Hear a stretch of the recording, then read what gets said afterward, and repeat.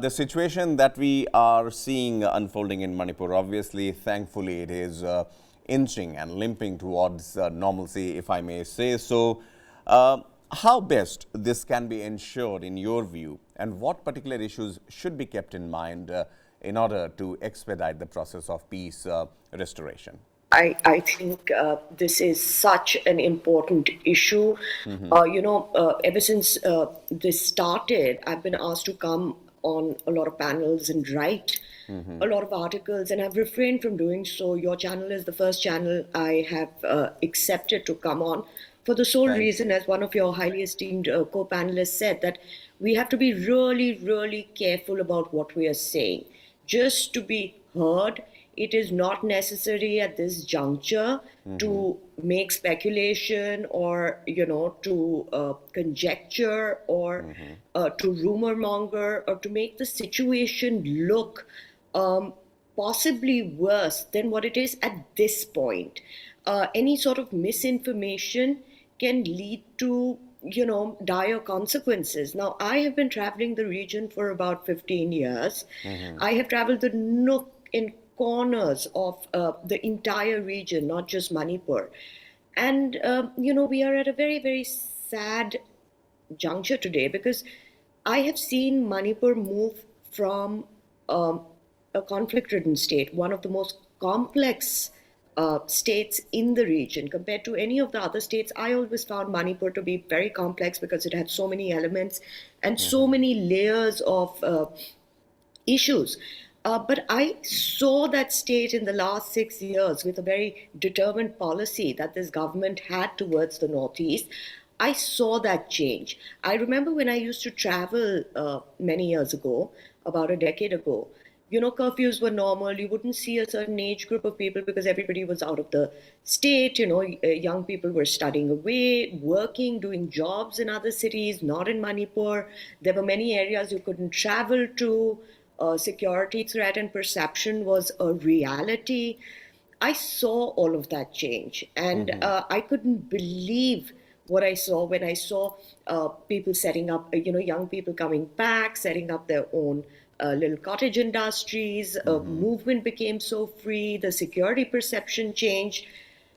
With this conflict, unfortunately, we are reminded of what we saw in the past. And therefore, we have to handle this even more carefully because the trust deficit between the populations will increase.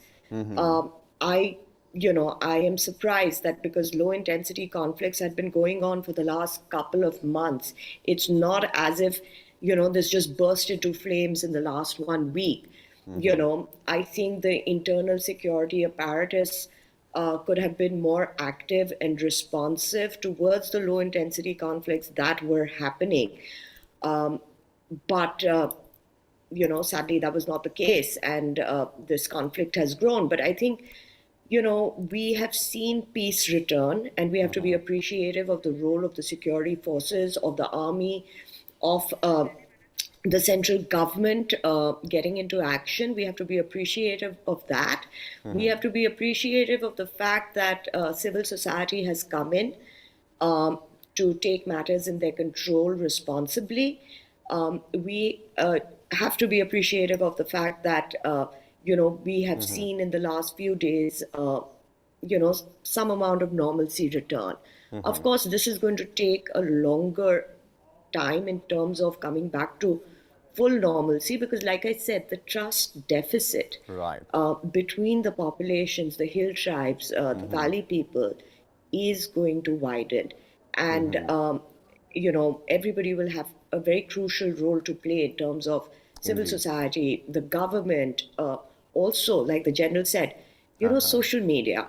We cannot go around shooting our mouths and saying, this has happened. And like, one of the tweets that I took serious offense to, which termed certain fake news as tribal bots.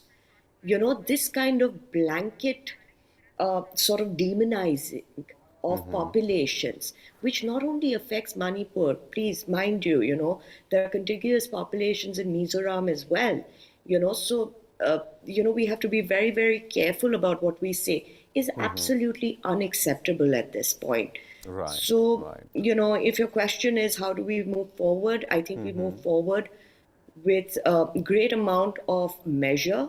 We move forward with appreciation towards the armed forces and the civil society, and we move forward with personal responsibility.